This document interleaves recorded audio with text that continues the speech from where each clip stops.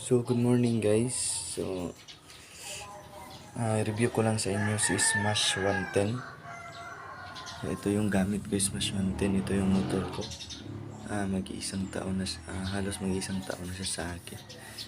So, yung i-review ko dito guys sa inyo is yung gasoline.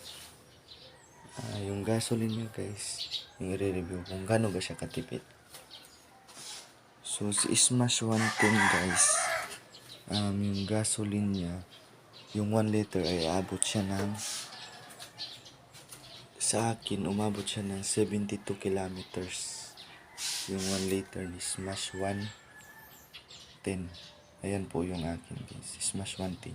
72 kilometers umabot ng 1 litro sa kanya. So anong masasabi nyo guys kung matipid pa o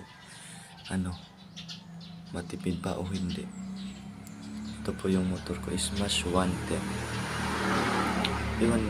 Iwan ko lang guys kung matipid ba yung 1 litro 72 kilometers. Kayo na po ang bahala. Paki-suggest naman kung matipid pa o hindi. Paki-comment sa comment section. Ito po.